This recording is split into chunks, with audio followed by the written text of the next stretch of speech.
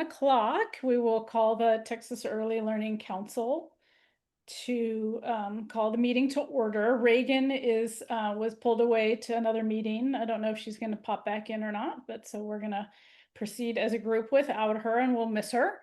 I'm Stephanie Rubin, and want to welcome everybody, the council members, the agency staff, people who are joining from out through the Zoom webinar. We appreciate you being here. We are, let's see, the council members are part of the Zoom webinar as panelists, while members of the public are able to participate in a listen-only mode. If everyone, especially the panelists, could keep their cell phones on listen-only mode or quiet, that would be great. I do want to mention, and this doesn't happen typically, where we talk over each other, but Megan Schneider has the ability to mute people. So, you know, hold back if you need to, or we'll go one by one if we need to. Megan will serve as the meeting facilitator. And just a reminder for everybody, when you speak, have a question, just, you know, it'd be great if you could state your name for the record. And please, you know, I encourage everybody to ask questions and comment and make suggestions and give feedback so that we have an engaging meeting. The public comment deadline closed at 5 p.m. yesterday. That doesn't mean that, you know, if members of the public are on the phone on the Zoom webinar and would like to comment, please email Megan Schneider at megan.schneider@tea.texas.gov, and she will put those instructions in the chat so that we can make that happen. And let's see, why don't we proceed with our first item? And let's see, you all have the agenda. So what we're going to do is go through the minutes and get approval. If there is some last minute public comment, we'll do that. We'll talk about the Early Learning Strategic Plan. We'll have an update on the Early Learning Council operating procedures, some legislative updates, which are exciting, updates from council members, some upcoming events, and dates for future meetings, and then we will adjourn. We'll see if we're on time or even a little early. So why don't, Megan, do I turn it over to you, or do you want me to proceed with the minutes? You can proceed with the minutes and seeing if anyone. So everybody on the council should have those in your email. I want to take a quick look. Does anybody have any edits or changes to the August 2025 meeting minutes that they want to bring up? Okay, if not, I will request a motion to approve the August 2025 meeting minutes.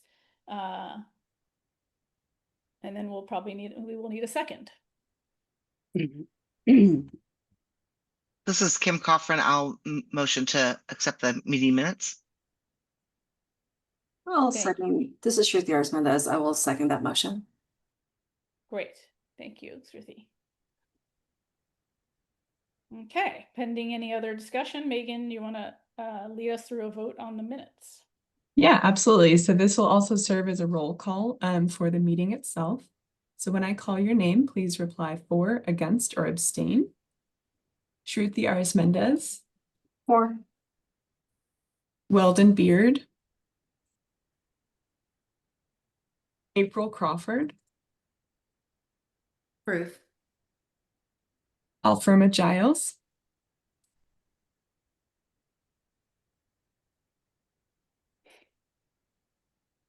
Becky Huss-Keeler. Approve. Kim Coffrin. Approve. Beatrice Mata. Reagan Miller. Maricela Nava. Approve. Stephanie Rubin. Approve. Amber Scanlon. Approve. Kirsten Schwab.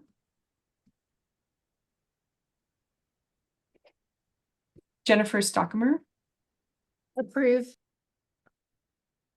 and Megan Young. Approve. All right, the motion to approve the meeting minutes has carried, and we also met a quorum. So I will turn it back to you, Stephanie. Thank you. Thanks everybody for having taken a look at those and voting. Well, actually, our next agenda item is public comment. So let's just double, triple check that, see if anybody has popped up who would like to offer public comment. Megan. Let's see.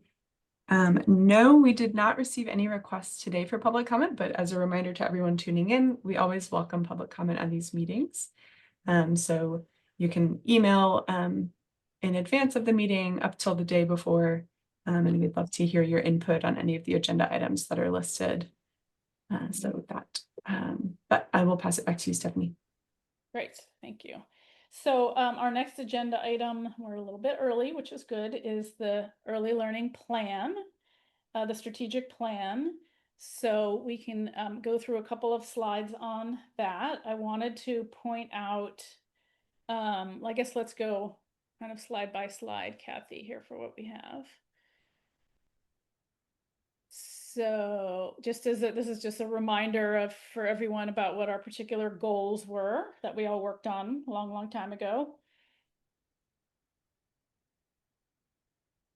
Okay, let's go forward a little bit. So we did create there is a work group to recommend next steps for all actions. So these were the categories, if you guys remember. All right, go ahead. All right. Is Kirsten on, Megan? This is her. No, okay, so let's go. So she was going to give a status update for the plan. Is anybody part of that who wants to jump in? Or we can just review these? I'm going to be giving a report on the number 3 of that, on the updates on our work with TechPeds. Because I was on one of the planning groups. Excellent. Becky Huskeeler. Okay, so Megan, what do you want to do with this section here? Go ahead and pass to Becky. Becky, you can dive Okay. into your update and then jump in. and then come back. Okay. I'm Becky Huskeeler and I represent higher education on this Texas Early Learning Council. And I was on a work group having to do with because I teach at University of Houston Clear Lake, to be able to find the different and get information on the various higher ed institutions across Texas. So initially there was one done by the state having to do, excuse me a minute, sorry about that, from the state, which lists all the different 60 some programs all across the state. The community colleges of 4 years, and was on an Excel spreadsheet. And so last summer I went and did a grid, made up a grid, and took all that information and went to everybody's website to try to get information off there. Okay, so it took me 3 days, but we did it. I did it. And so now the next step is for us to work with the TechPeds to be able to get that on a dashboard. So what I did was this week I met with Tracy Jones, who works who's working with that, and she and I talked about how this information could be put on a searchable dashboard. And they're going to make this great searchable dashboard on TechPeds, and it's going to have each of the universities and colleges on there, and it's going to be able to be updated quarterly. And for all the higher ed programs. They're able to put their logo on, they have a contact, they're gonna have all the degrees that they offer, all of the links to the sites, which you can show or hide any of the information at any time, any scholarships available. There's information going to be on there about just training. So it's not just accredited degrees or certificates. There also can be able to have, if somebody's offering training opportunities, the faculty names, if they want those on there, that could be put on there. Any special events, as they have an open house, which they're usually recruiting events, that type of thing can be put on there. Any scholarships that they're offering, and they want to update it quarterly so that, you know, in higher ed, people come and go. And so they'll have that one contact person for each place. And so that if somebody leaves or whatever, if they add a degree or certificate or whatever, that can be put up there. And so it doesn't get up there and somebody try to contact them and it goes into a dead letter box. Also, they're going to designate if how the programs are offered, if they're like totally online, they're hybrid, face-to-face, or whatever. They have the count. You can search by county. You can search by zip code. You can search by the type of program. They're also eventually going to have a map of Texas with geolocation, meaning if you live in, like I live in Houston, and I'm a student that wanted to, somebody at early care and education or whatever, wanted to go back to school, you could click on that and all the ones will pop up for that area. Right now, they don't have that. You know, they're just working on the dashboard part. But I think it's going to be great. It's free to everybody. And she did mention that there's going to be like a calendar with it. So as I said, there's different events or whatever coming up that the students, the people can find it. What I found out, it's going to be great because when I did this whole thing, I have a doctorate myself. I couldn't even find some of those things. They're listed, especially in the community colleges. Some of the early education programs are listed under like the arts and humanities or some other then you would never find them. And so this way they can go in and be able to search this. The one thing I forgot to ask, we were short on time, was how long it's going to take. April could probably tell because April is associated with Tracy, and Tracy's going to have her staff work on this. She said because we've given her so much information that it's mostly a matter of putting it in the different slots, but also checking back with each of the programs because not all of them had a person's name attached. And so that's basically, and also she did say that TechPeds met with the child care regulators or the people for child care licensing, I think she meant. And so they're going to be more familiar now with TechPeds and all associated with that. So they can also spread the word about that. And so I think that it's called the Institutions of Higher Ed Blackboard. And there's going to be like a little tile and this is just a draft, but it's like find training and education programs on the TechPed site. So you can just click on that. And this whole dashboard thing will open up and it'll direct you to all these things.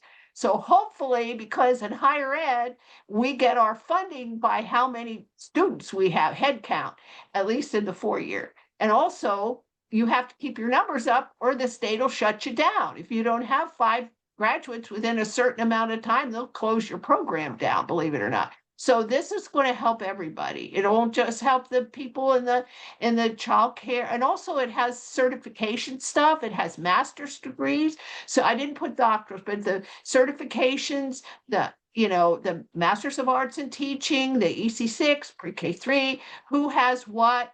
So that's going to help a whole range of people and a lot of other programs to be able to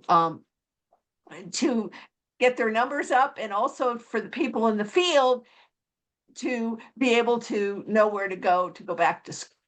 So that's what's happened since the summer for at least that piece. So we're on a roll, but Yeah, Becky, that's amazing. And we clearly you put a lot of time and effort into this, so we really appreciate that. It sounded like a lot Thank of you. Your personal and work time. Are there any questions for Becky about what she shared?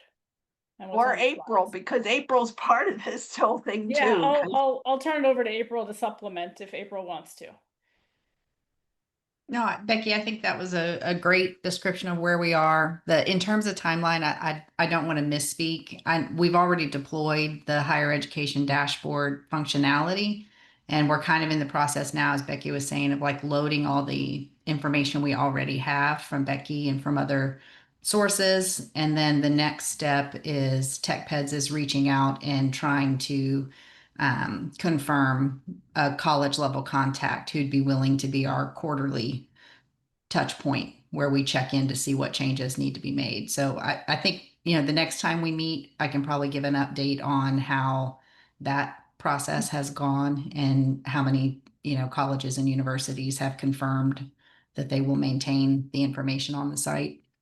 And then the geolocation stuff is coming, but that's the one where I hesitate to give like a date.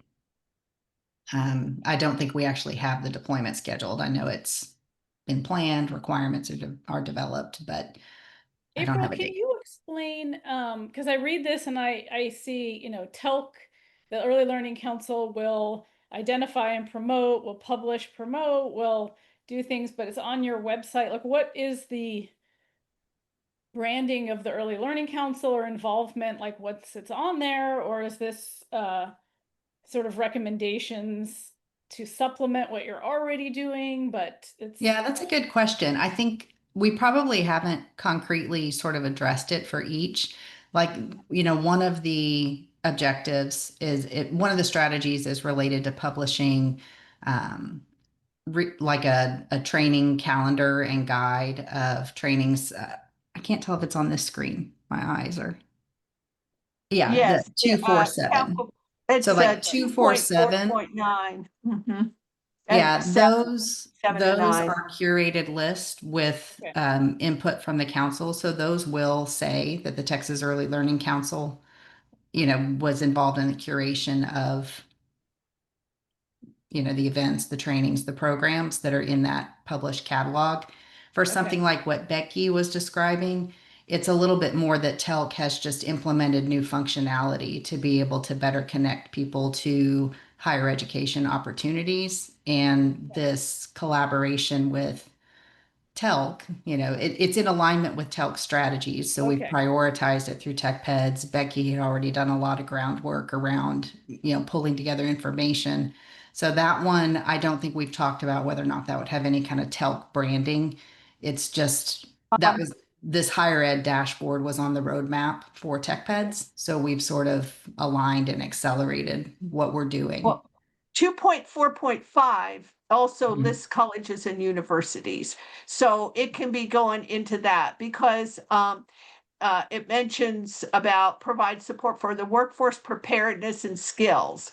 And that's what this is. It does provide a range of workforce preparedness and skills, trainings, learning competent. Well, it talked about the competencies and things, but it also different things available at Texas colleges and universities.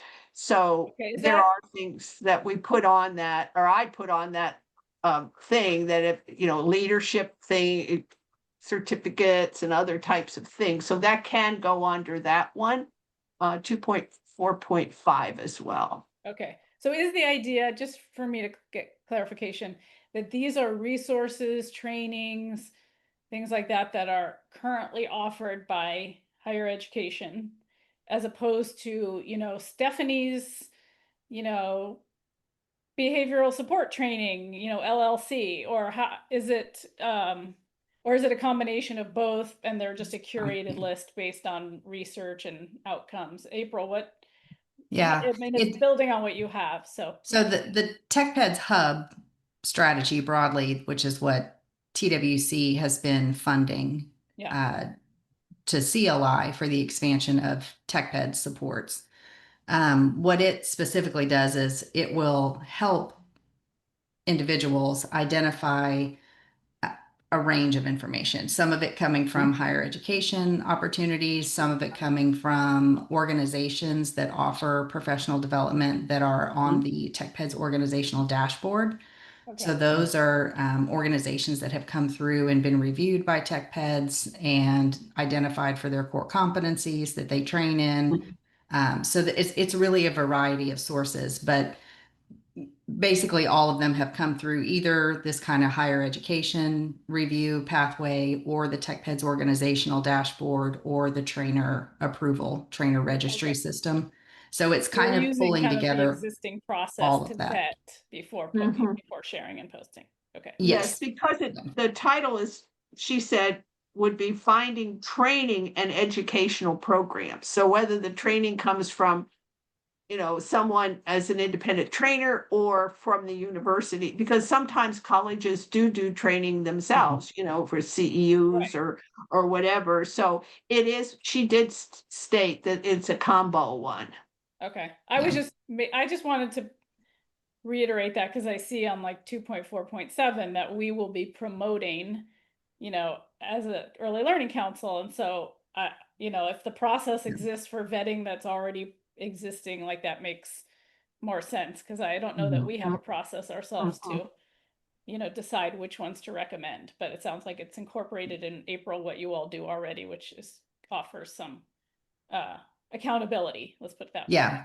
That's a good point though of like where we'll be. So right now for 247, the work group did curate a set of trainings, and as TechPeds gets ready to publish this first kind of static catalog of those offerings, they'll kind of we'll reach back out to the work group to kind of confirm what we're publishing. That one will be like a TELC curated list. I think longer term, TELC could sort of inform if TELC is comfortable with the current sort of strategy that TechPeds has for reviewing and approving training, maybe TELC doesn't want to forever curate and approve the set of trainings on these topics. Maybe TELC decides that, hey, we wanted to kick this work off, get it started, promote these topics, but I don't know that TELC necessarily, that we've talked about, does TELC want to do that forever? Okay. And be I mean, associated with that. this is a work group,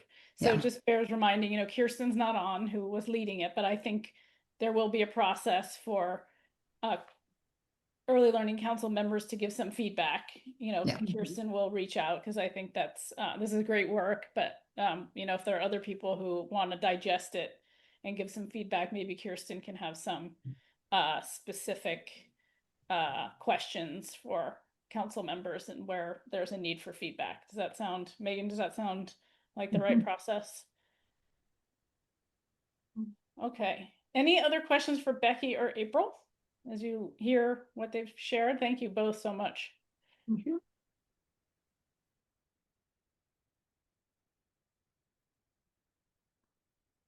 Okay.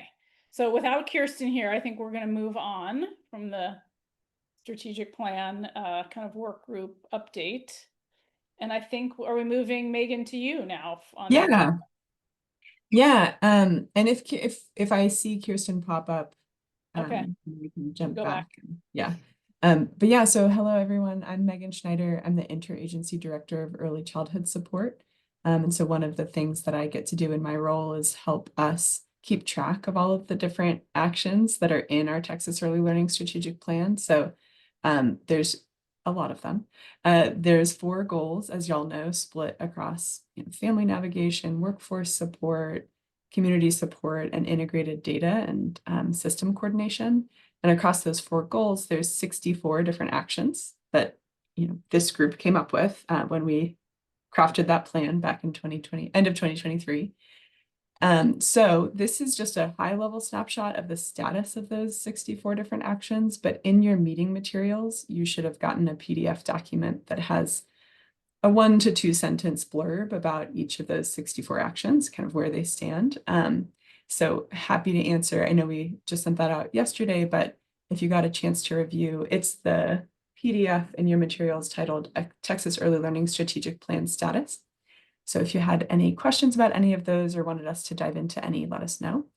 And then overall, as you can see, we are tracking to 8 of them have been completed. The vast majority are in progress. The next biggest category is those that are ongoing. And so those ongoing ones are where there's, it's an ongoing body of work that doesn't require direct action from the council or from the assigned kind of owner of that action. There's just a handful that haven't been started that we haven't gotten to yet. And then there are 3 that are blocked. So What does this that is our mean, first, blocked? What does that blocked means that, so for example, blocked means that an item can't move forward and we aren't sure when it will be able to. So we don't want to mark it as in progress because it's kind of, it is paused. Okay. And to follow up on that, Megan, on the blocked, and I have not read the I have scanned the no document. I worries. have not read the document. When it says blocked, do we have a reason why it's blocked? Like, is that information there on the document? We do, yes. Okay, cool. All right, great. I mean, there's 3. Yeah, there's 3. And I mean, if those are of interest, I'm happy to run through them. So Sure. one as an example is 2.3.3, the TWC will publish guidance resulting from work sessions with institutions of higher education on credit transfer. This is on page 11 of that PDF. So that is work that was planned when we were crafting the strategic plan. For various reasons, the vendor that was planned to do that work ended up backing out. And so we were able to move on with the broader work that was supposed to inform. So it's not complete, it's not in progress. Gotcha. Yeah.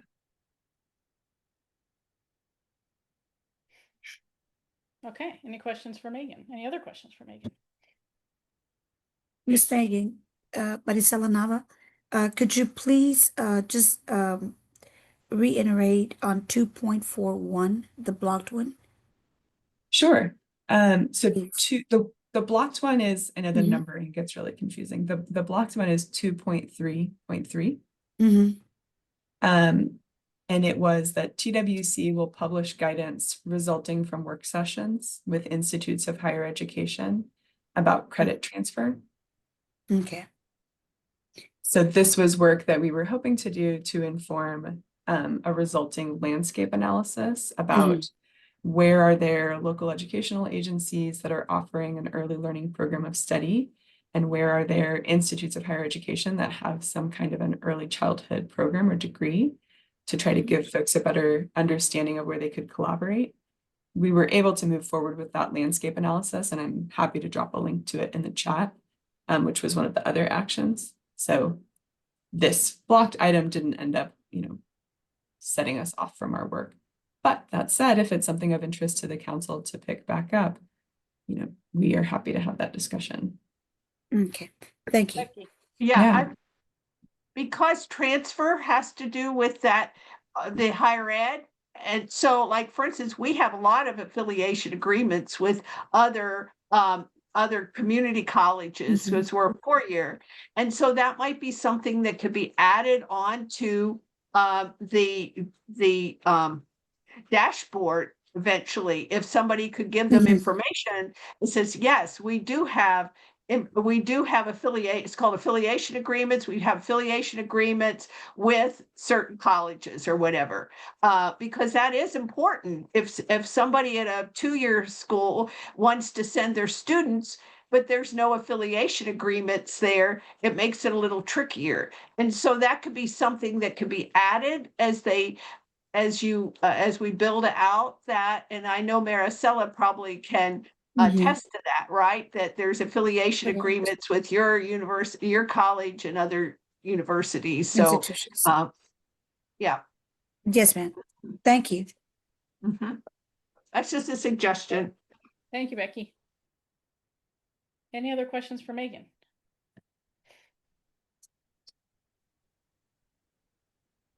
Okay. I want to just share one other piece, Stephanie, since there aren't any other questions. I just want to name this as kind of our first cut at giving y'all back more detailed information that's like end to end about the whole strategic plan, instead of just zooming in on certain actions, which is what we've done over the course of the last couple of years. So hoping to continue this forward, and would welcome any feedback about how to make this information, useful and actionable. And then although I'm the one sharing this update, this is really the council's strategic plan, right? So this is Mhm. y'all's and ours. So don't feel like, I just want y'all to feel a sense of ownership over this plan and its ability to be executed. And we want to help equip you to do that. Megan, to that end, thank you for this document. It's good to see the whole Yes. piece. So, I'm looking forward to reading it more thoroughly. Okay, Megan just added the landscape analysis summary in the chat for people, so thank you. All right, if there aren't any additional questions or comments, or jump in if you do, we're going to move on to Dr. Mandel. Thank you for coming back, Dr. Mandel, who's an associate professor at UT Health Houston School of Public Health.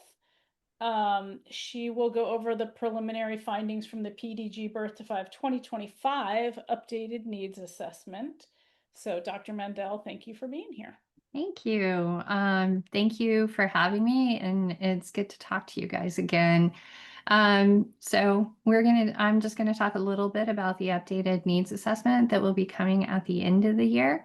We're still in the process of updating the needs assessment, but we do have a few things that I would like to share with you all.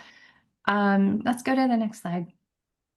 So first of all, I would like to just kind of set the record straight about what we will be updating and what we will not be updating in the needs assessment document, and what is going to be moved into the performance evaluation document for the PDG Birth to 5 grant. So what we are updating is all of the administrative data that was originally in the needs assessment. So all of that will be updated, and we may be adding a little bit more data to that part as well. We are updating all the population data in the needs assessment as well. So those two things are easy to do and straightforward. The other thing that we are updating is we did a very large workforce survey in the first needs assessment, and we are updating that workforce survey. That workforce survey, we're using it not just for the needs assessment, but we're also using it for the performance evaluation. There are sections of that of the needs assessment that are specifically for the performance evaluation of some of the activities for the PDG grant.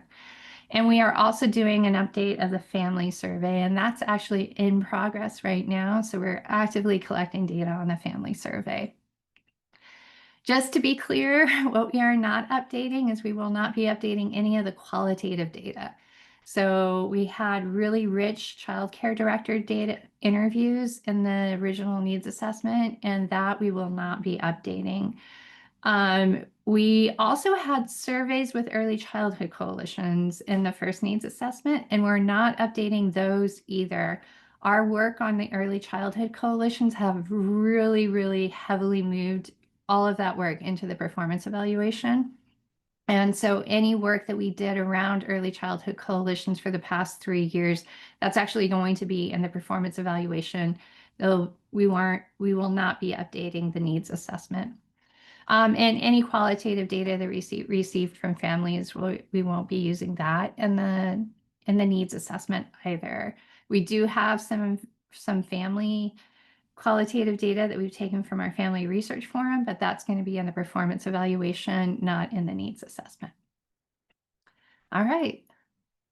So as we talked in the first needs assessment, there are 6 things we really focused in on with childhood workforce and the early childhood workforce, where we did quite a bit of work looking about sustainability within this workforce. And what we really are going to focus on today is, if you go to the next slide, we're going to be focusing on healthy professional parent-child relationships, job stress, and child behavior management. Those 3 things are so intertwined together that it's really hard to separate them.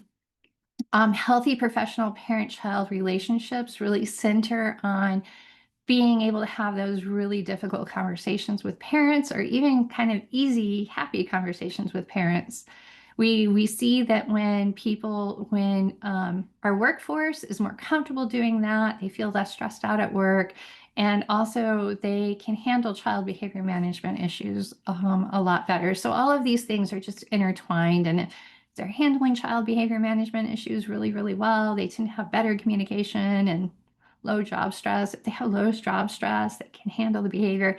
It's all intertwined with each other. And so what I'm going to show you today is data specifically on healthy professional parent-child relationships focused on having difficult conversations, not their child behavior management practices, but really how do they talk about, how comfortable do they feel talking about these issues, and how comfortable do they feel addressing the issues. We're also going to be talking about job stress for just a little bit today as well. So let's get into the parent-child relationship, healthy professional relationships.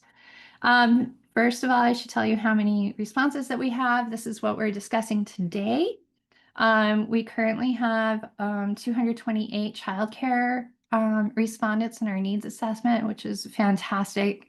We did a much bigger outreach in our needs assessment this year, and are super happy with what we have. Childcare actually maxed out what we were budgeted for. We also have public pre-K, ECI, and family support services this year is part of the overall needs assessment.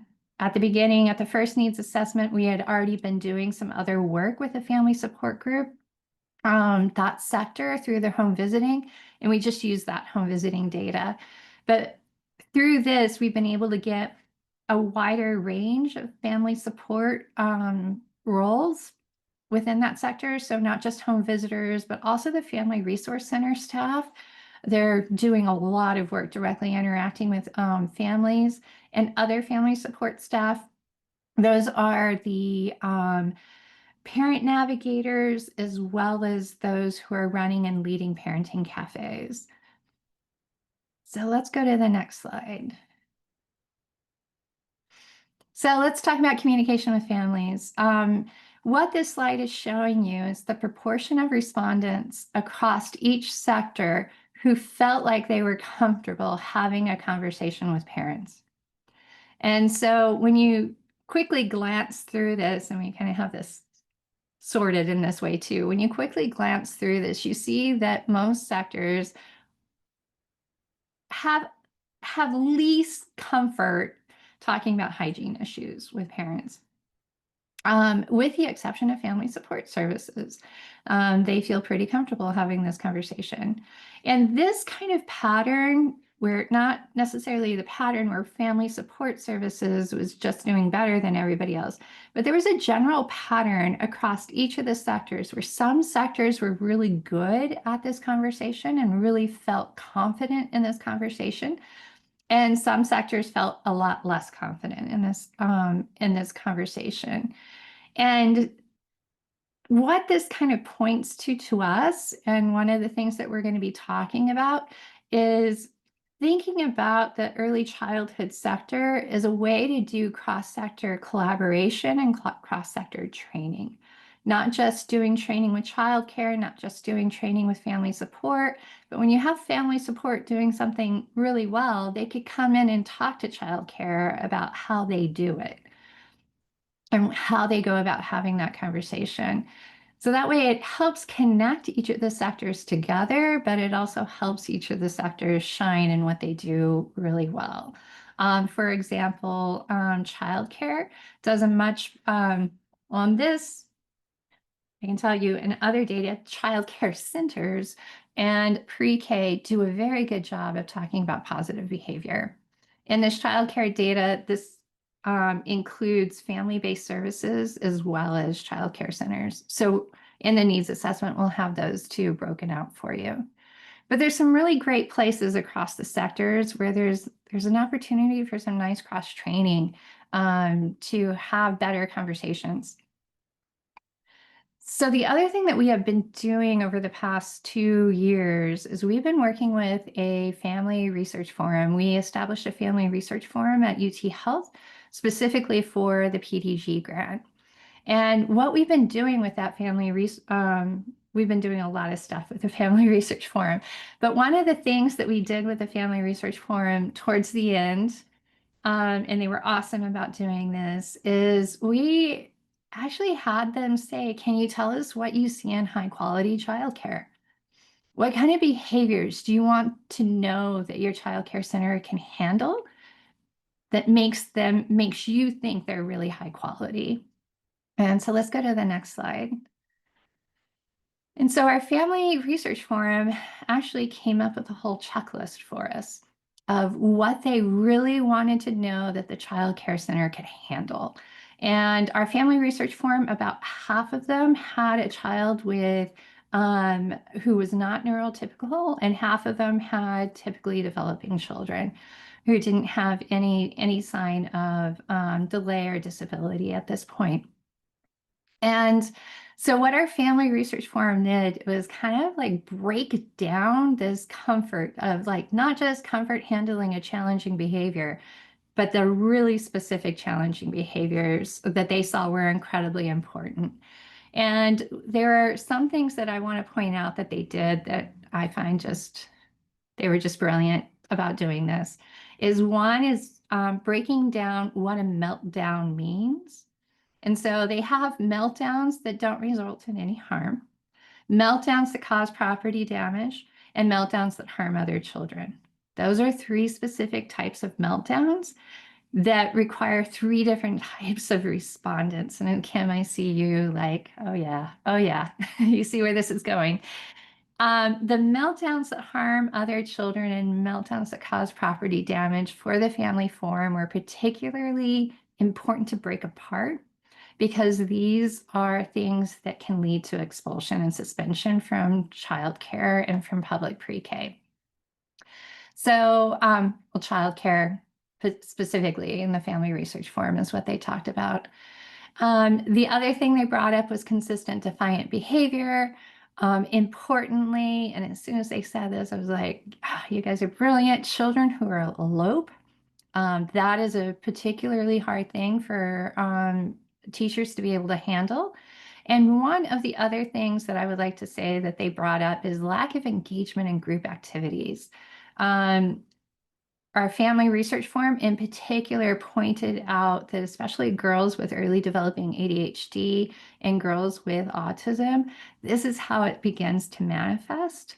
And they really felt like if the child care center wasn't keyed in on how do you bring somebody back into group activities, that that was going to be particularly problematic. So let's go to the next slide. So one of the great things that we saw, we asked this time child care centers whether or not they've used a behavioral consultant or a consultant to come and help with interventions for kids who needed them. And so this could be a consultant, a behavioral consultant, or an infant and early childhood mental health consultant. We actually didn't make the distinction because our Family Forum, as well as our child care centers, made it clear that they were all the same to them. But what we see very clearly is these 4 behaviors that our Family Forum in particular really keyed in on: meltdowns that harm other children, meltdowns that cause property damage, children who elope, and lack engagement in group activities. If we saw that the child care center had used a consultant, they were significantly more likely to say they were comfortable handling this challenging behavior than if they hadn't used a consultant. And to let you know, 35% of our child care sample had used a consultant. We think that that might be a little bit higher, but 35% actually used a consultant. So this is kind of cool to see. So let's go to the next slide. So there are some promising practices that we see not just within this data, but also they're coming out of our performance evaluation. One, obviously, is the use of the behavioral consultants and the impact using behavioral consultants have on comfort handling these really challenging behaviors. The other thing that we see as a promising practice that's happening outside of PDG activity is DSHS is hosting a developmental screening echo on a regular basis once a month. And I can tell you, because I'm faculty on that ECHO, that ECHO has moved away from developmental screening. We focus a lot about developmental screening, but actually has really moved towards like, well, how do you have this hard conversation? How do you handle the behaviors? How do you support the child? So those are important topics where childcare is asking for these topics related to developmental screening, not just learning how to do a developmental screening. The other things that we're seeing promising coming out of the PDG activities is we're seeing local co-training across sectors that is just making me super happy to see, where sectors are coming together through their early childhood systems building work and actually training with each other and doing co-training, where they'll sit down together with a case study and they'll be like, this is how I would respond. And another sector is like, this is how I would respond. Or, hey, I've always had a problem with this. What would you do? And so this helps the sectors really understand each other, but also helps the sectors understand how they can help each other. That has been really, really exciting. And the other thing we're seeing through the early childhood systems building work is local community of practices developing. There's one in particular I would like to call out that is being developed that the actual childcare directors in the area asked for it. They were doing other training with childcare, and the directors came and said, I just would like a place that we can all get together and share best practices, where we can talk to each other. So that local community is building a community of practice with their childcare directors. All right, let's go to the next slide, because trying not to run out of time. So job stress is such a big deal. We know that job stress really adds to retention issues, burnout issues, and it's something that we've been very much looking at in the first needs assessment, and we'll continue to look at in the second needs assessment. We are seeing that our job stress levels are very consistent with what we saw in the first needs assessment. So one of the things I would like to point out, and I always love to point out, is childcare and this early childhood workforce. They really feel fulfilled by their jobs. They really are mission driven, very, very driven about, I want to help kids. I'm here to help families. And the closer they can get to feeling that they really feel like the families appreciate them and they feel like the kids appreciate them. And that's what this fulfillment measure is really measuring. Whether or not everybody else values that is a different thing, but this fulfillment measure is really an interpersonal fulfillment measure. We see that pre-K has significantly lower job control than any of the other sectors, which is not surprising. And we see that family support services, they feel like they have lower job demands than the rest of the sectors. We are using these data in the performance evaluation too, because these data we're digging in specifically with ECI on these job stress measures related to the impact or how these job stress measures are related to the retention efforts that ECI has been doing through the PDG grant. All right, so the next thing, let's go to the next slide. So when we get our take home from retention and early childhood, and this is related to our home visiting work, the work that's been done in ECI and things that we are hearing pretty much across the board in childcare as well, is these interpersonal relationships really drive early childhood. All of the sectors in early childhood. They want to feel connected to their families. They all want to feel like they're helping their families and that they're helping the children that they serve. And that relationship also extends to the relationships they have with each other. That those relationships that they have with each other help with this, having these closer relationships with the families that they serve as well. They want support and they have really high fulfillment. Pay is always an issue and probably will always be an issue, but you don't need a needs assessment to know that and in this situation. So let's go to the next slide. and go into the preliminary findings of the needs assessment. What I would like to point out is the early childhood sectors have quite a bit in common.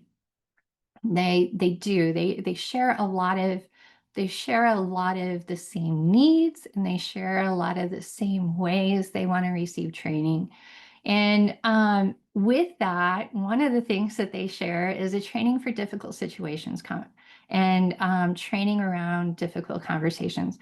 We get this request in home visiting. We hear this request in childcare.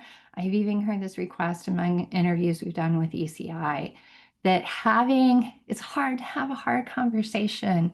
And this shouldn't be considered a one-off training, but the way we're hearing them talk about it is this is an ongoing conversation about ways that everybody can work together to address these difficult conversations, the ways that you can work through it.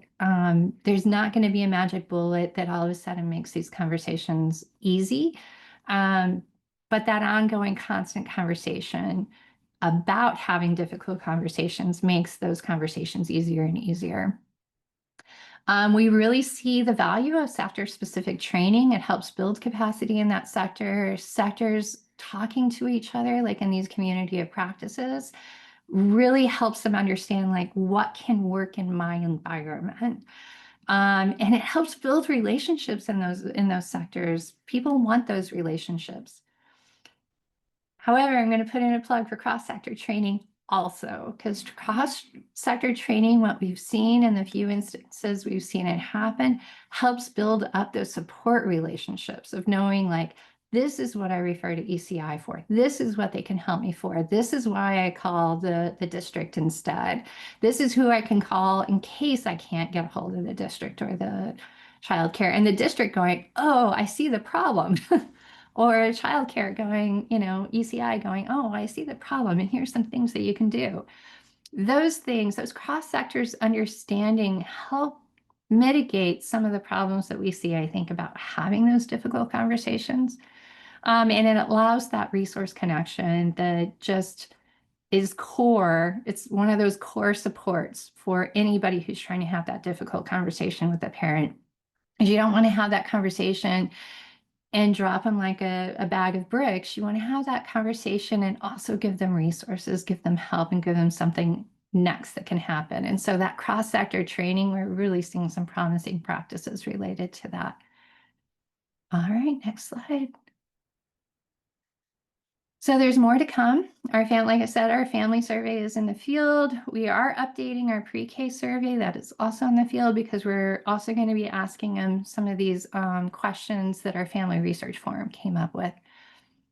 We're doing a much deeper dive into the analysis of the administrative and population data in particular, trying to dig in a little bit more on childcare deserts, as well as zip codes where we've seen decreasing 3 to 4 year old enrollment.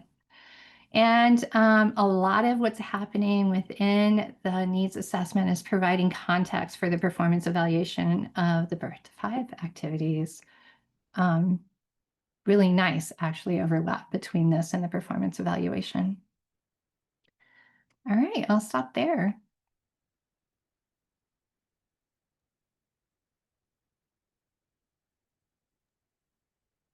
Stephanie, you're on mute if you're talking. I'll get off mute. Thank you, Kim. Who has a question for Dr. Mandel or a comment? I do. We can go back and slide. Go ahead. Go ahead, Kim. So I can't remember earlier on when you were talking about the councils and their definitions that came up with a meltdown definition, and that they had used consultants. One of my questions was, where are they all in urban areas? Do you find that more common in our metroplex areas versus our rural areas? Like, curious who's using those consultants and how, like, as a childcare center, how do they know that that's available to them?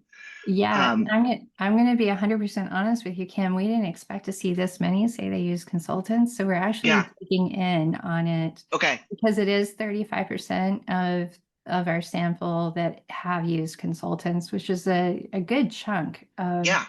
of them. So we are going to dig in on where they are. If they're in suburban or outlying or rural areas, my guess is they haven't used them. And we also want to see if they're clustered in the places we know that consultant work is working at a high level. Right. I mean, I'm also like, it'd be interesting if I'm live in the Austin area and I know of a consultant that I just remember like all of us as when I was a Senate director, it was like, oh, have you used her? Have you used her? Yeah. Like, so it was like how like versus the communities that don't have someone like that. So Yeah. so that's just looking forward to that data. And then my second question, on the cross sector training, Yeah. curious on like how that gets started and how do we build that in communities versus it organically happening, anything that you have deemed from that? I mean, this built organically. This built from, in this particular situation for this one early childhood systems building team that was able to do this. It was part of their PDG activities. Their goal of the activity was make stronger connections. And so what they did is they started putting together monthly mixers between one sector and another sector, where we'd get together and then they had like, it started off, it was so funny. She was so nonchalant about it. She was like, I just wanted to start a conversation. So I gave everybody a case study. I'm like, oh my God. So Brilliant. we had table discussions so that everybody had assigned seating. So the sectors were crossed Mixed. every table. And they had a tabletop discussion, which was a case study. Yeah. Yeah. I just think about how like one, how vital that is. And Yeah. thinking about our systems work and thinking about our state agencies and with Sunset Review happening and the task force happening and the quad agency happening, as we think about how all the silos that our systems have Mhm. and how we want that, we want to give them case studies, right? So then how do we so just thinking about how do you're seeing this at the local level, which is fantastic, and how can we just continue to emulate that and build that on and to make the goal serving our children and families, right? So anyway, Yeah, very interesting. Thank you. no problem. Becky. Okay, I have a question because I teach a class in child development at the graduate level and also undergraduate. And I had a student last night who works in a child development center that is a commercial one that has a chain. Okay. And Mhm. she's very frustrated because she said that that the director does not support if if there's a child that's out of hand or whatever, and really she can't do anything with them because they don't want her to ever contact the parent because the parent might get mad and pull the child out, and then there would be loss of money. And she feels that it's all commercial things. It's all about the money for these people because they're really not early child. It's a business for them.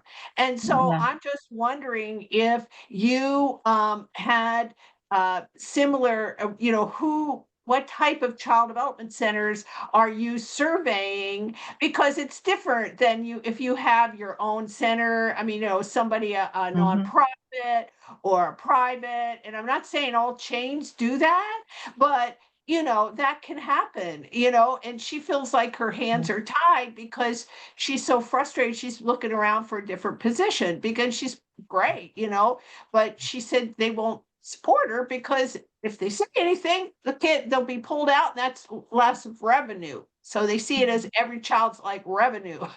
Kim's shaking her head, so she kind of understands that concept, and you can see that. But I'm just wondering, how much that also figures into it. I hate just, I never thought of that before because I've not been in child about, work in that sector. I've worked in public school, private school, and stuff like that. So Yeah. have you noted has any of that ever come out?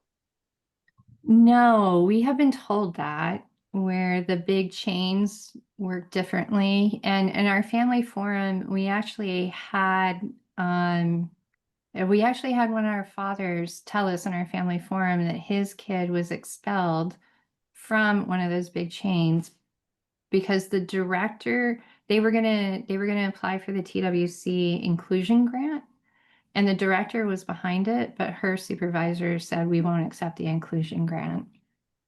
So there is some things that happen. So his son was removed. His son's in care now and doing well. But so there are some things that may be happening in that situation and in those bigger childcare. But I'm going to be honest with you, like honestly, like they don't respond to our surveys. Yeah. Yeah. I mean, they kind of don't. So we do have a designation in the surveys. We do know if they're for profit or if they're not for profit. And we do know their capacity. So from that, with, you know, being for profit and having a higher capacity, sometimes that also doesn't tell you the right thing, because we have seen this came out very much in our interviews post-COVID, is that a lot of those large for-profit ones, those guys are serving like really, really rural areas, and they are not the big conglomerates. It's like they don't have the capacity to apply for nonprofit status. But they're in essence working as a nonprofit. They just don't have the ability to apply for nonprofit status. So it's tricky. It's really, really tricky in the data to figure that out of like who's those big centers, except for the ones you know you can name off the top of your head. Yeah. I mean, one thing I Okay, guess I would say is how important it is for parents to be Yep. knowledgeable about advocating for themselves, because they Totally. should obviously won't be wanting to talk to their childcare provider and ask how it's going, and talk to the director and ask how it's going. And if your child is getting repeatedly Mhm. sent home, like you need good information to know Yep. whether there are services and supports that would help, or whether this place is not for you, you know. And so, and I do know, I think Kim and HHSC can clarify here, but in licensing there is at least a requirement that they sort of post their policies and procedures around things Mhm. like expulsion and support. And I mean, that's obviously something parents need to be attentive to and ask, you know, I mean, when things get bad, their children will get pushed out. You know, no amount of money is gonna sort of keep a classroom safe and organized. And so the earlier intervention's obviously better, but I do think there's something about parents knowing, you know, to develop Mhm. that relationship. And you can get a sense when a teacher doesn't want to tell you things. So that's obviously a red flag too. That very much came up in our family forum. We just didn't know how to ask that question. Yeah. Are there other questions for Dr. Mandel? I have a couple of things that I just wanted to point out and ask you about in your data, but Mhm. anybody else have something? Can you go back to the slide about comfort levels? So as I look at that, and I'm, you know, Megan from ECI, please, there may be something here that I'm thinking about, which is, you know, for childcare, which is obviously a big potential referral source and big referral source for ECI for families. It just concerns me a little bit where childcare is a little bit lower. No, go a little earlier when you're comparing across systems. Who's got comfort for various kind of childhood challenges? I think it's the prior slide. Yeah, it's two slides. There you Like go. in a lot of those cases, childcare is a little bit lower. Mhm. Right? And some of those would affect whether they are talking to the parents about the opportunity for ECI for, you know, for young children. So, and I know that ECI and childcare have been trying to, you know, talk about these issues, and that was part of PDG, but it does seem like these data reflect more room for improvement, because if childcare is sort of, if the educators are a little bit uncomfortable having that discussion, they may not be comfortable talking about the need for ECI and explaining it. So I just wanted to mention that seemed like something, maybe there's a connection. And Dr. Mandel, I don't know if that's something that occurs to you as well compared to others. Yeah, I mean, it's something that we have been talking about for a while, and these lower values for childcare that in the final needs assessment, what you guys will see is actually we're going to be able to break these values up into who's in a childcare center versus who's home-based care, because right now we have both. Okay. And we were so excited because we actually have a big enough sample this year to be able to break out childcare versus home-based care. So we do think that some of these really low numbers of comfort, low endorsement of comfort, may be this disconnect between home-based versus childcare centers. And we will be digging into this in the performance evaluation with how much training ECI has done. But I can tell you that what we're hearing, like with the ECHO and with some of the other early childhood systems building work, is a one and done training on how do you do an ASQ is not sufficient to get the child care center comfortable. They need that ongoing practice. They need that ongoing conversation.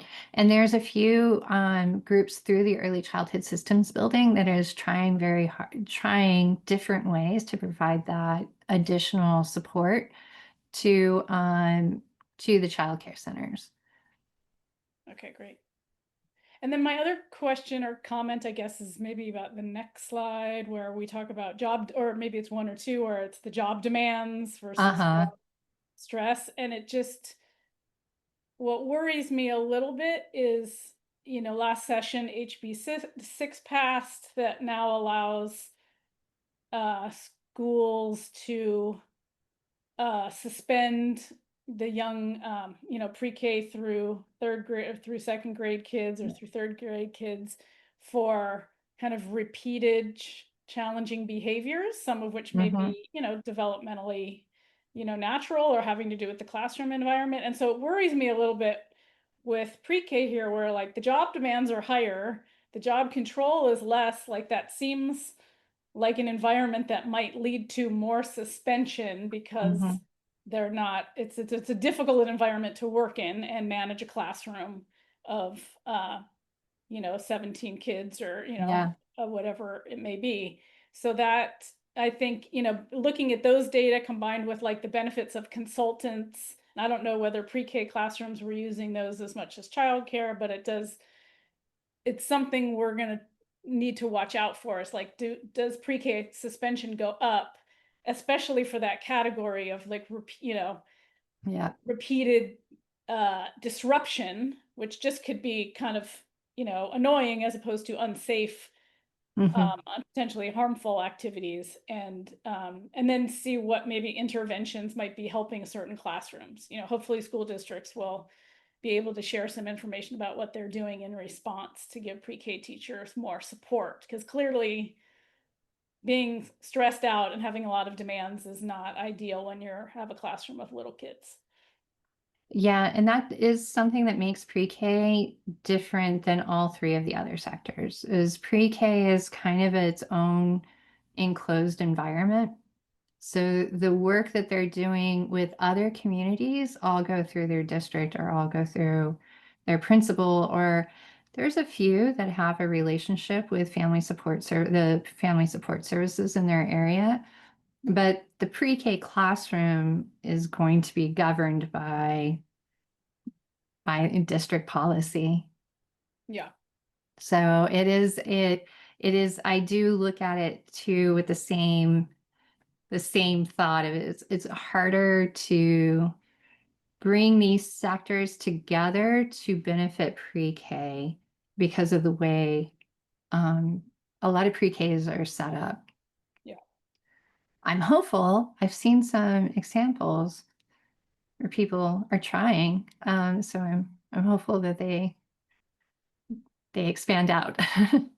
And one last question for you on the family survey. Are you including families of kids with disabilities who are Yes. in the pre-K years as opposed to in the 0 to 3? The family survey is 0 to 6, so they just need to have one child who's 0 to 6. Okay, great. Mhm. Any other questions for Dr. Mandel?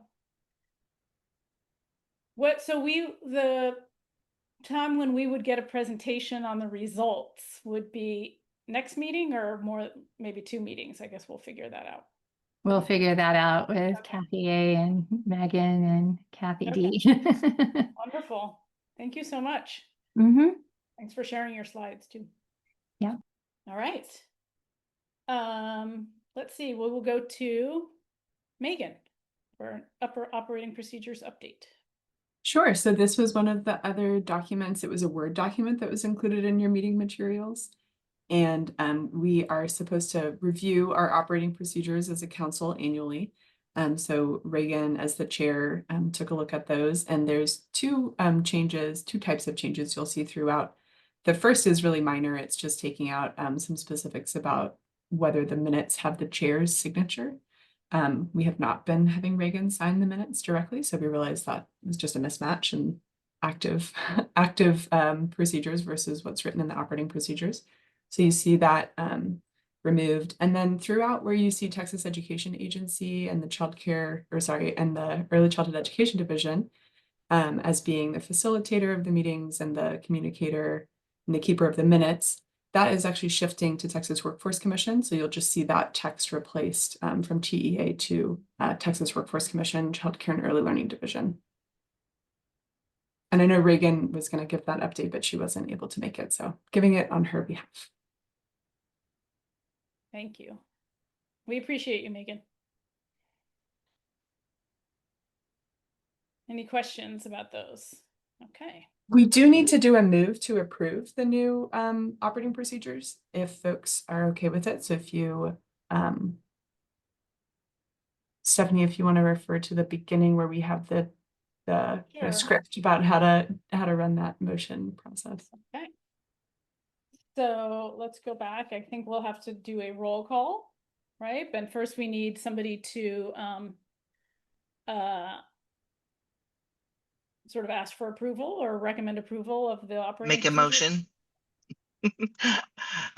Stephanie, this is Kim. I will make That's what that's the word you're looking Need a for. move. It's late where you are.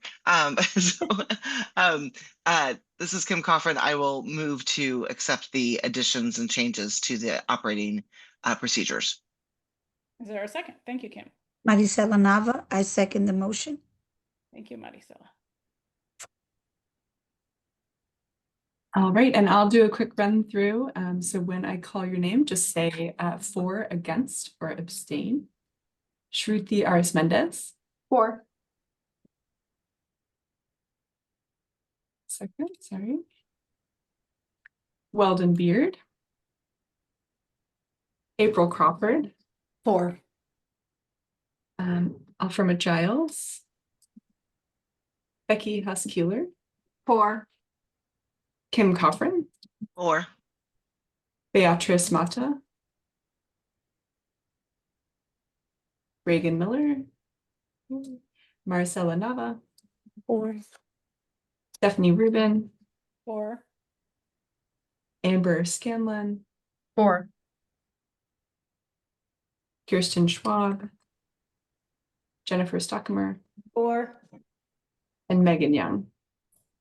Or All right, the move to approve the revised operating procedures of the Texas Early Learning Council has carried. So you'll see those posted to the website to replace the previous version. Thank you. Thanks, everyone. So our next agenda item is legislative updates.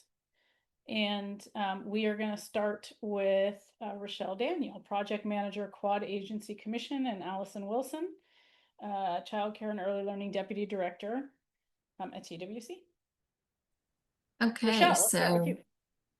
Rochelle's Allison, actually I going to guess you're go, Allison, yeah, however you guys Rochelle's wanna going to do go it. last because she's got another slide after this with Okay. a little more detail. So I'll Okay. get us started. So a couple of things that I was going to update on.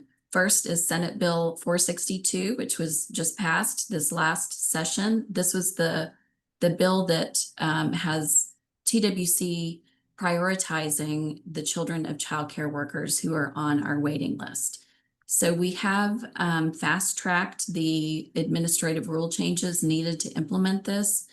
Those rules were already, the proposed rules already went out. The public comment period ended. We actually did not receive any comments, which is really unusual for childcare rule changes.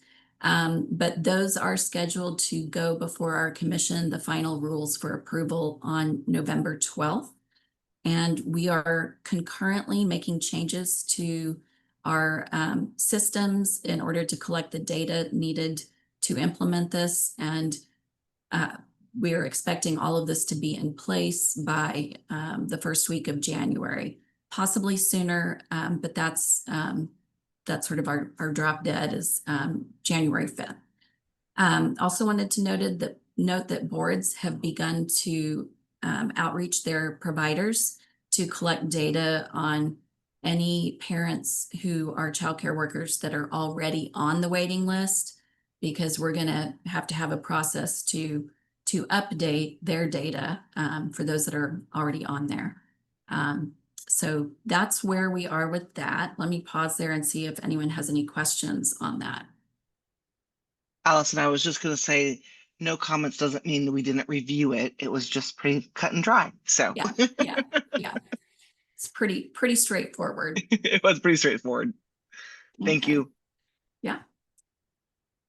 Okay, the next item is an update on the 100 million in TANF that the state legislature appropriated to TWC's Child Care Services program for the 26-27 biennium. So that's 50 million each year. So just wanted to make sure everyone kind of knew where we were with this. I know that there's been some disappointment after seeing our performance targets that were released for fiscal year 26 and seeing that we are not increasing the number of children that we're targeting to serve this year. And there are two primary reasons for that. So this money is all folded into the allocations. That 50 million is included in what the boards are getting. But we saw with this most recent market rate survey, a really, really significant increase in market rates. And so that in turn drives up our payment rates to providers, because we do benchmark our base rates to the 75th percentile of the market rate. And that went up statewide by about 9%. We've not ever seen an increase that large before. And so it exceeded what our predictions had been. And yeah, care's more expensive.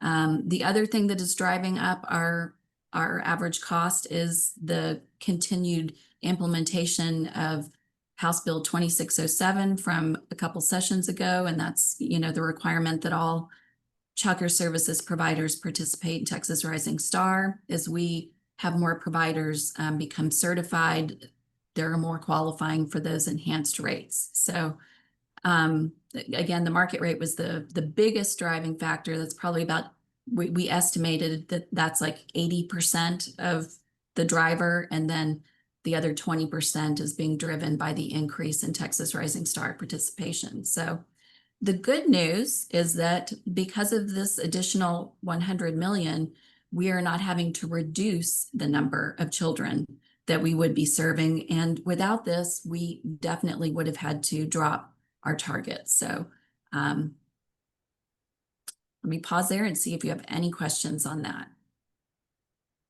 Thank you for sharing that, Allison. I mean, obviously the market rate relates to the cost of care, right? So I'm glad that with this additional funding that TWC can help providers keep up with that to serve families. Of course, we did hope that we'd be able to serve more families, but maintaining enrollment is better than fewer families having access. And I do think, the discussion during session was about addressing the wait list and serving families. So I do, it'll be something we'll have to kind of talk about, the importance of the funding nonetheless, but that is still a big challenge. Is that I don't know what the wait list number is this month, but I assume it's probably still very high, and we do need to figure out how to support more eligible families in getting the scholarship. Thank you for sharing that. Stephanie, I'll just add to that. I've been doing our Texas tour this month. And we talk about the 100 million. And so you know, they are definitely asking, where's the extra money for the extra kids? And trying to explain the whole situation. So the field is definitely feeling the need for additional dollars. So I think that just reminding us that we can't keep our foot off, don't take the foot off the gas, and continue to educate our elected officials of the importance of what these dollars did, and the need for continuation moving forward. So thank you, Allison, for the clarification. Yeah, of course. Okay, well, with that, I think I'm passing it over to Monica. Thank you, Monica.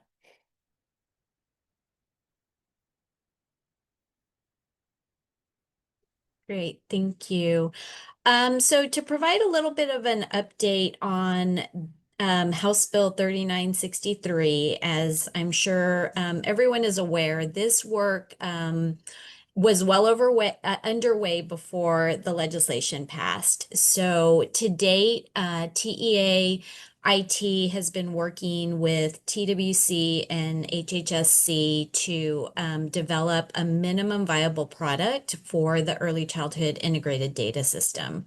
The goal is to have that done by December of 2025, and that is work that we have engaged in with support from PDG funding. So one of our primary tasks following House Bill 3963 passage was to identify funding. So we got the legislation that codifies this particular project, but it was not funded by the legislature. So we have been hard at work with the support of TWC to secure funding to ensure that we are able to continue the work that we have started beyond December of this year.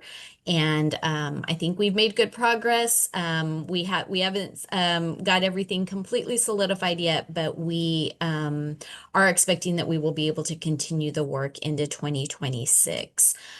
Some of the steps that have been taken in recent months include the establishment of a steering committee, a data work group, and a legal work group to identify, to address the logistics of data sharing, memorandum of understanding, all of those legal pieces that we need to have in place to ensure that we can move forward with the system. And we are hopeful that we will have more details to share in the coming months, and certainly are happy to provide a deeper dive on progress at a future meeting.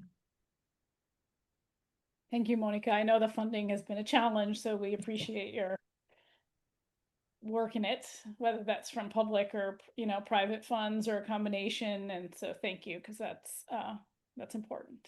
Yep, definitely want to keep the momentum going. We would hate to see a pause in that. So I think we're going to be in pretty good shape to be able to continue in 2026. Excellent, thank you, Rochelle.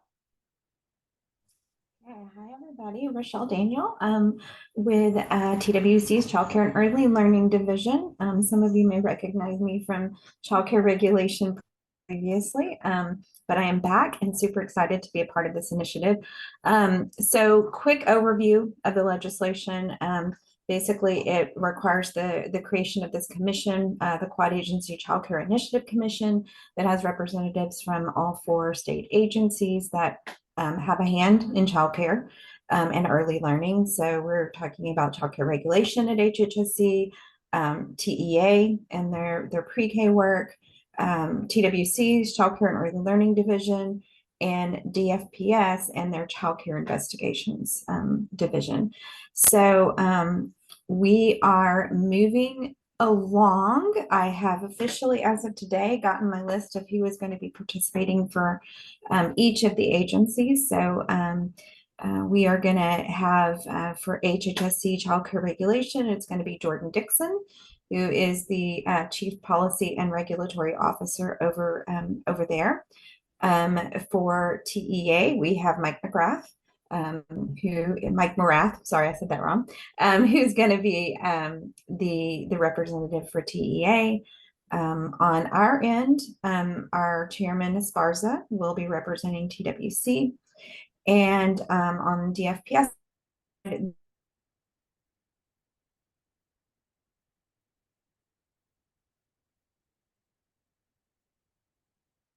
Is that Rochelle frozen? Okay. While we're waiting for her to come back, Monica, can I ask you a question I forgot to ask about? Sure. The governor's task force? I don't know if that's a TWC question or yours about the status of that, and also the HB 2310, the strategic plan.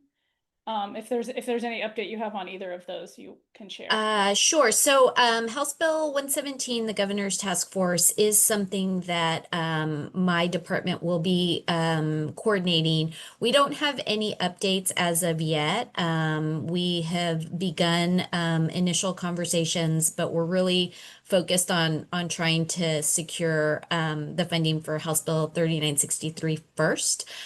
So I would expect that we will have updates to share by your next meeting once we're able to get that going. The second bill is actually not one that is falls under the responsibility of my department, so Okay. I don't have any updates to Okay. share on that one. Okay. Apologies for that. Okay, great. Thank you. And next time, if there's an update on the task force, how you all are thinking about the role of the TELC, of the Early Learning Council in that. I know there's spots for some membership, but also just, how the work can go in tandem or be in alignment, or, how we can all be helpful and supportive.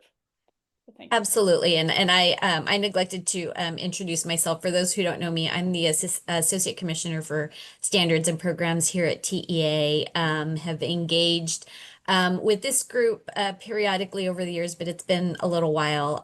So I will, in the coming months, be more involved as we work to implement some of this legislation, and definitely want to make sure that we are not only keeping this group up to date, but that we are appropriately engaging with the council as we move forward. So we're Thank looking you. forward to all of those pieces. Great. And Rochelle is back. So continue. We lost you somewhere in the talking a little bit about the Quad Agency. So go back as far as you want. I don't know where I was at, but we're working on finalizing. We should have some official announcements about the finalization of who the folks are for each of the agencies. Okay. We have our web page that should be up and running. We're hoping next week. That will sort of outline the work of the group, and looking at rules, policies, regulations, any other participating agency activities that may have an impact on childcare, its availability and affordability, and all of those things, and how these agencies can work together. So still a lot to work out, but we anticipate having our first meeting sometime early next month. We'll be sending out notice as soon as that's all official, and it is open for the public and public comments and recorded and all of that good stuff. So it will be in person, but we'll have availability to be live streamed. So yeah, a lot to come. Any questions you guys might have? Any questions for Rochelle or Monica or Allison? I mean, this is a very opportune period of time, right? Because we have the Quad Agency Childcare Initiative, which will have representatives, but also stakeholder engagement opportunities, I assume. The governor's task force on early learning is going to be another opportunity for discussion about governance and supporting both systems, pre-K and childcare in particular. And, you know, the continuation of ESIDS is really exciting. And then the strategic plan that Monica wasn't talking about, you know, didn't have an update on per se, but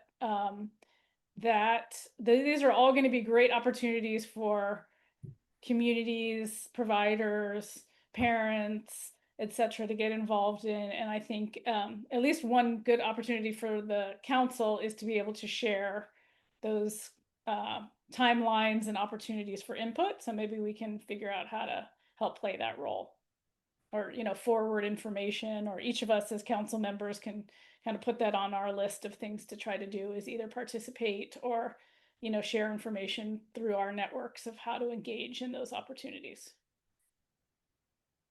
Yeah, and we did add a new on this webpage.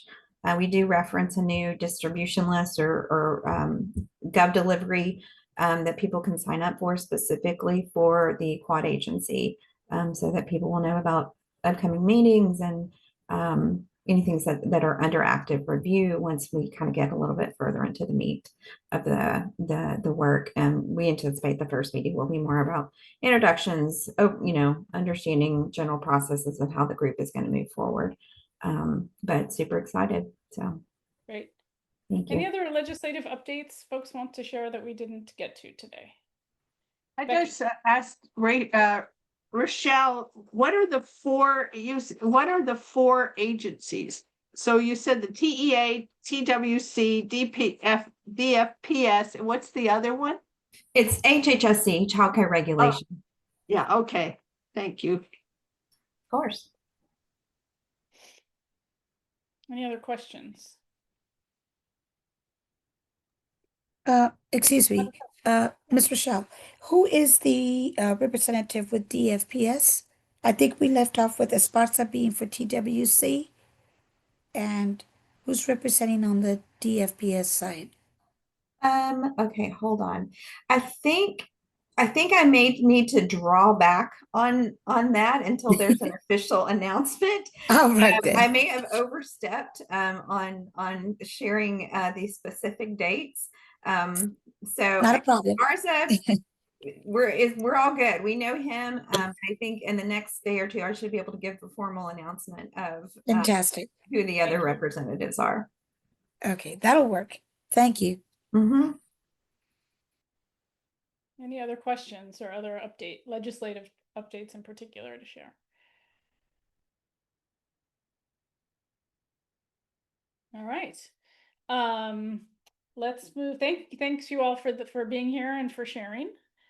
We look forward to hearing about the initiatives and the task forces and the strategic plans, and we appreciate, as executive staff, all the work that you all are putting into creating those and funding them, and your time in particular. The next agenda item, if we're finished with this one, is updates from council members. First, we will hear from Kathy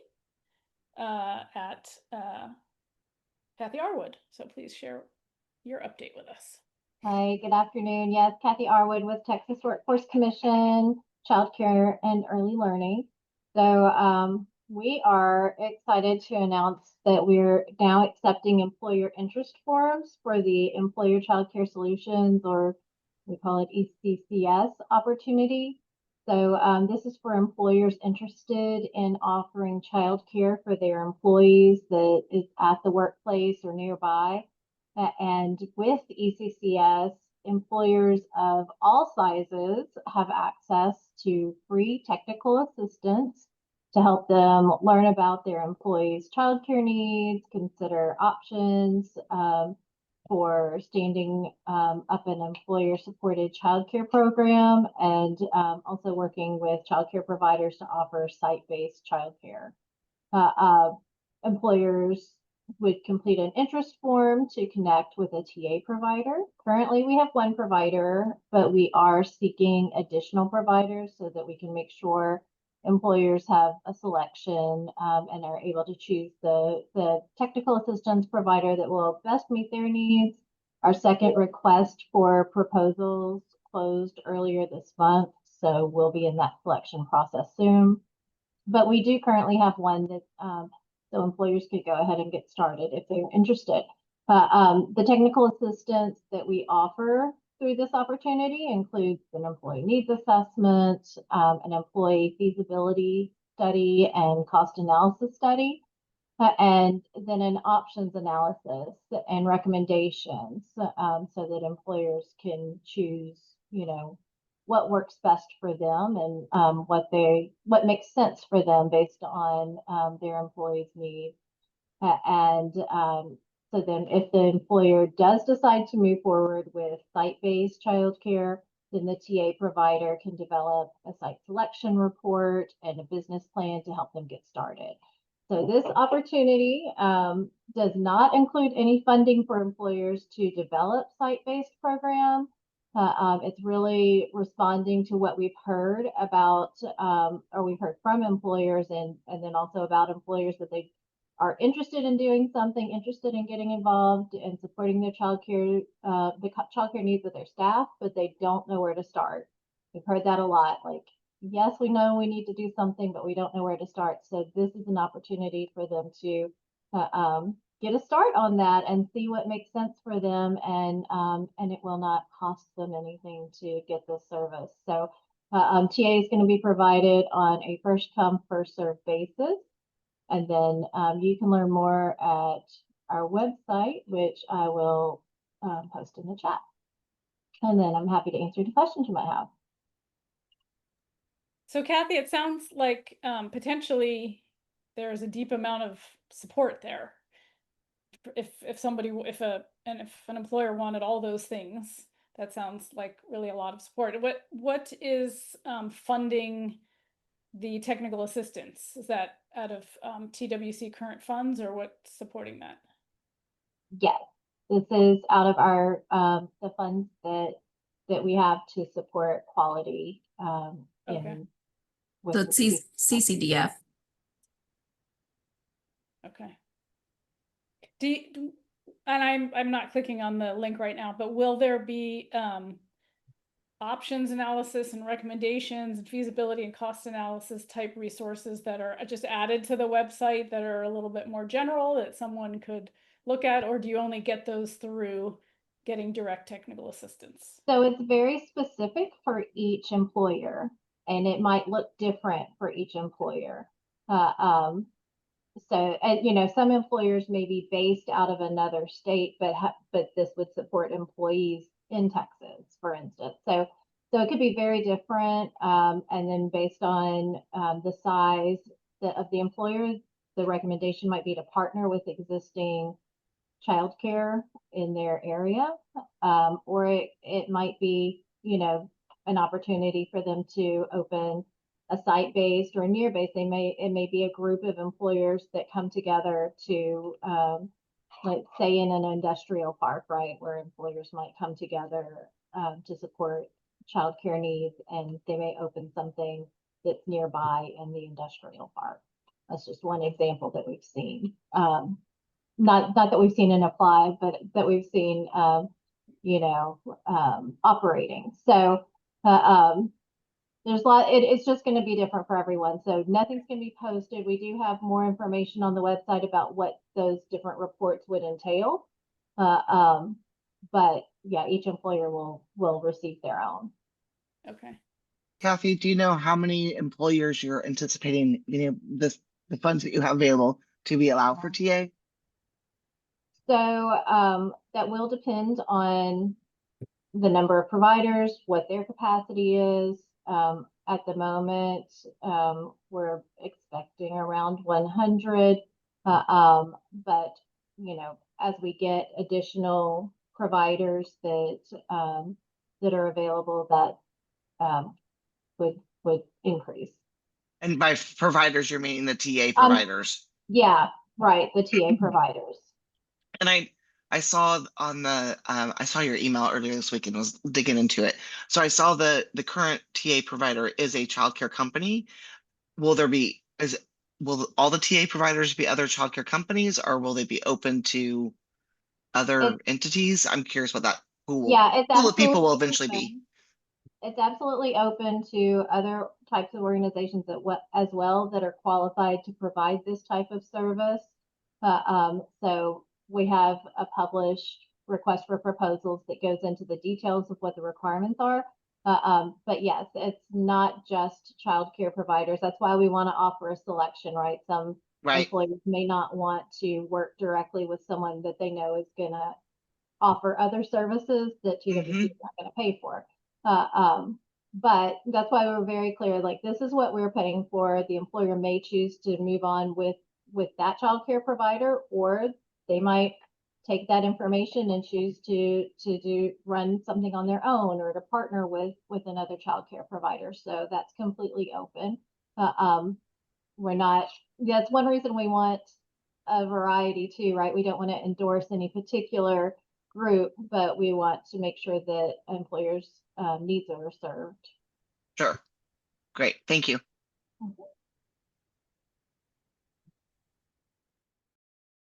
And are there, you said first come, first serve, but are there minimum requirements for employers For the to be able to get employer? this technical assistance? Not really. So as long as it could be, like I said, an employer of any size. The main requirement is that they have an employee or employees in Texas, and those are the employees that we would be serving. Interesting. Okay. Thank you. Well, maybe we can get an update at a later meeting about how many employers have expressed interest or are active, if that would be. Yeah, we're really excited about it. So I look forward to being able to provide some updates. Okay, thank you. Any other questions for Kathy on this?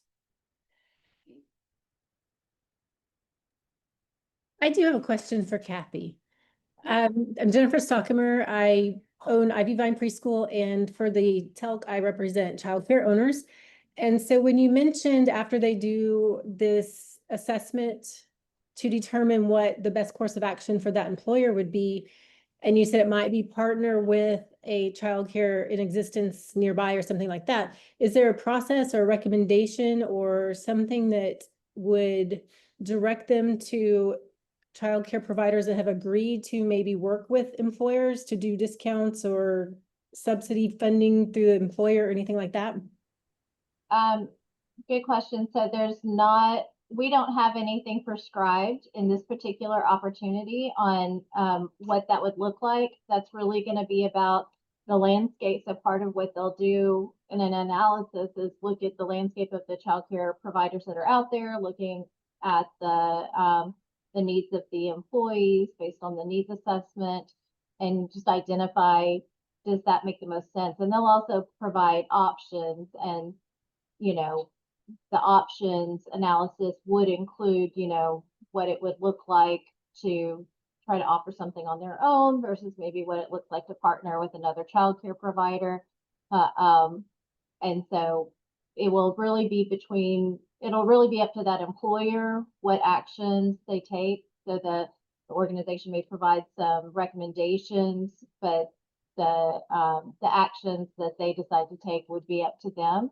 I will say, while this doesn't have any funding for that, you may have seen that we have already published a request for applications for another expansion opportunity. This is our child care expansion initiative startup opportunity for brand new facilities.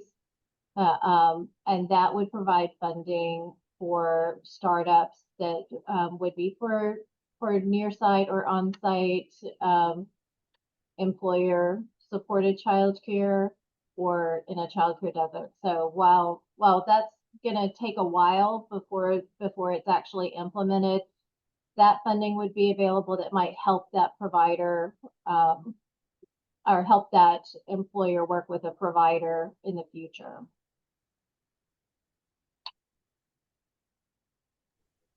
Thank you. You're welcome. So Kathy, this is, you mentioned this CCDF quality money, right? Is that correct? Okay. So we don't know whether these will be child care centers as employers or child care as employers who will apply, or you know, big companies who serve lots of well-paid employees, but they're not necessarily serving families who are in the subsidy program, or serving employees who relate to the eligibility of TWC subsidy, right? It's So just this broadly is- about promoting childcare access. Does that make sense? Right, childcare access, and this is a supply building opportunity, so that's what we're working Okay. on with this, as a supply building. And, like I said, if you look through the large RFP that discusses all the details, that's one of the considerations is, if they open something, how would childcare subsidy factor in? Okay. Okay, great. Thank you. All right, any other questions for Kathy? Okay, we'll move on to Megan from ECI. Thanks, Kathy.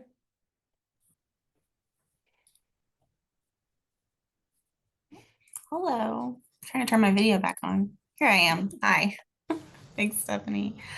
All right. So we have shared this update via email, and I just wanted to take the opportunity to share with this group as well, that in September, we implemented some changes to ECI service areas in some parts of the state. So the slide has information on where different parts of the states are going to be served, or are now being served by some existing ECI programs that expanded their service areas as a result of the request for applications that we completed earlier this year. The transitions did occur with minimal impact to staff and to families, and with few instances of service disruption. As with other areas around the state, staffing has been an issue for some of the programs that expanded their service areas, but to address lack of staff or any delays in filling new vacancies, they're contracting with therapists when needed and using telehealth when appropriate to ensure service delivery.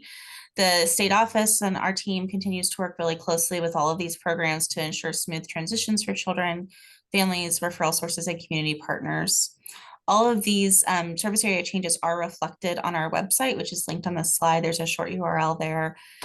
So we appreciate any support this group can give in sharing this information further with other referral sources or other stakeholders. And I'm happy to answer questions. Megan, how many ECI providers are there now statewide? 39. 39, okay. Megan, did you, because our area is affected with being in Houston, with the Galveston County one that was Spindletop, and now it's Bay Area Rehab from out of Baytown, right? And so what are the two, you said 77586 and 77598. Are they the two in Harris County that you said that there's two zip codes in Harris County? And what area, do you know what area those are? Yeah, they're on the southern edge of Harris County, over on the border with Galveston County. Because we're down there, 77062 is where I am, at 58 and all that. So, okay, I'll look it up. Because that affects our people where I live. So thank you. Yeah. Megan, you may not have an answer to this question, but it's just been in the news recently about staffing at the Office of Special Ed at the Federal Department of Education, and what's happening there, and I know those are folks that provide TA and also, performance accountability and work closely with you.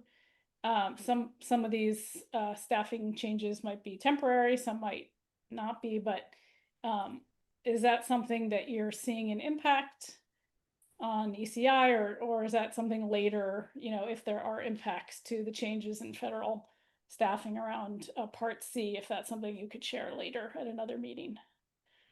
Yeah, we have not gotten any official communication from Department of Ed, Office of Special Education program around any staffing changes. We have continued, with the federal government shutdown, we're still able to draw down our Part C funding. We're still operating as usual at state office. And a lot of the technical assistance we get is also through grants from OSEP to other organizations, institutions of higher education, and think tanks and stuff that provide technical assistance. And all of those technical assistance centers are still up and running. So we do have that resource for support. Okay, great. Any other questions for Megan? Megan, you're all involved in ESIDS too, right? Yes. Okay, thank you. Any other questions for Megan at ECI? Thank you. Okay. Any other updates to share on from council members? This is the time to do so. Could be events, could be new resources, could be meetings you're having, could be updates on work that's applicable to others on the council. Stephanie, I'll share an update from PN3. We have our quarterly open meeting coming up in November 18th. So I'm dropping the link in the chat now. It is open to everybody. That's PN3 is our partnership with Children at Risk, Texas Protects, and Texans Care for Children, focused on our 0 to 3 infants and toddlers. So we will be talking, doing not legislative, well, kind of. We'll be doing agency updates, is what I was going to say, and then also be talking about Sunset Commission, and with the task force and the quad agency, all the things happening, and giving everybody an update on where things sit and how to get involved and so forth. So we look forward to seeing everybody there. And I want to provide one update for DSHS. As you guys, I think at the last meeting, we had talked about the Texas Developmental Screening and Surveillance ECHO series. So DSHS is partnering with UT Health San Antonio for that series. We have 2 more left within the year. The next one is November 14th. Then we also have one on December 12th. I'll pop the link into the chat. The one on the 14th is for practical strategies for ASQ follow-up and individualized support. The series itself, I guess, is on the 14th from 1 to 2, and it's just a really great opportunity to learn more about developmental screening. I'll put that into the chat. Great. April Crawford, I dropped a link in the chat to kind of a first release of findings from a TWC funded study that TechPeds conducted, where we surveyed over 2,300 respondents and did interviews with 200 of those respondents, looking across all of the career, like occupational categories and roles that are part of the Power to the Profession framework. And this is kind of the foundational work that we're doing as part of a profile analysis that people will be able to come to TechPeds and explore different careers, and kind of relates to what we talked about at the beginning of the meeting. So this data is kind of the beginning of starting to profile more exhaustively all of the career opportunities in this field. Wonderful. I have a couple of updates too. I'll put some things in the chat. The first one is we're hosting a webinar about early learning governance, featuring one of the national experts on the topic, Elliot Regenstein. So let me see if I can, and it's open for registration. So once I figure out the link, I will put that in there. The other is David Fagan on our team has in the process of finalizing a kind of summary. Of course, we heard about it from Allison about the TWC funding, the 100 million, and what happened this session and how that's being spent. And we appreciate all the information that we've gotten from TWC to confirm what's happened. And so that will be out very soon. So I just want to give a promo to that. Is there anything else that people want to share? Things coming up.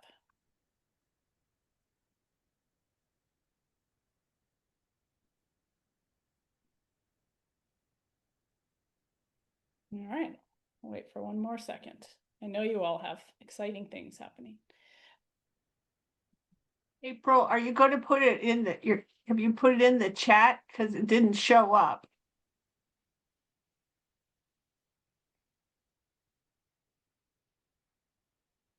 Okay.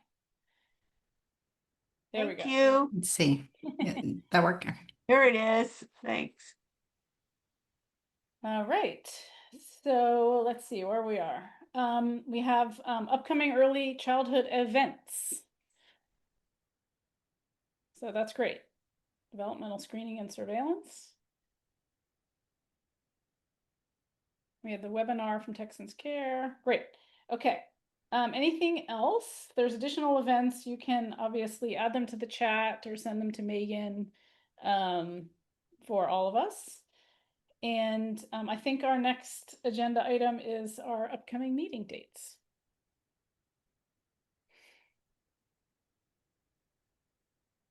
All right. So if you have suggested agenda items for any of those, we talked about some today that were sort of postponed, including hearing from Kirsten and some other updates around the the governor's task force on early learning and all the work that the agency and our community partners are doing. We can add those to the agenda, so just please let us know. Thank you for the timeline on those. These are proposed dates, so, okay. Do we have to take a vote on these, Megan? No, more just a chance if there's anything that, Okay. we missed. There's some big conference happening at this exact time that everyone's going to be at or anything like that. Megan, Since- did we look at April when Easter is? I haven't. Just make sure that's not April 17th isn't the holiday. I think Easter's early this year. Is it? March, I think it might be. I don't know. I don't have my calendar. yes, we And just did. as a reminder, these are, Megan, these are 11 to, or what time are each of these regularly?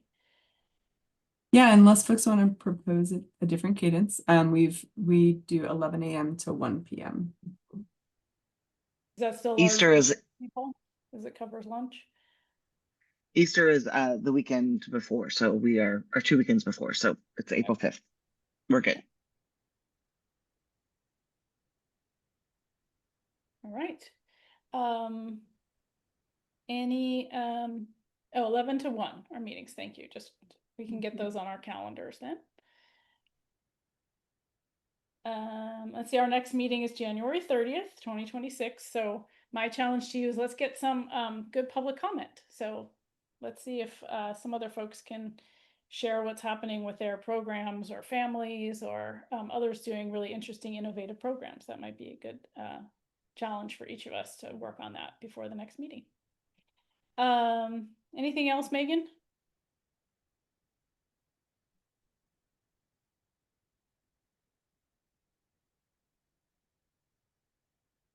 Anything else before we adjourn? I can call it. All right, Beast, hey, you got 2 minutes back. So thank you everyone for joining today. We appreciate you. And we will now adjourn the meeting. And we appreciate everybody. Have a good weekend. Rest of your day and weekend. Bye-bye. Thanks, Stephanie. Bye. Thank you.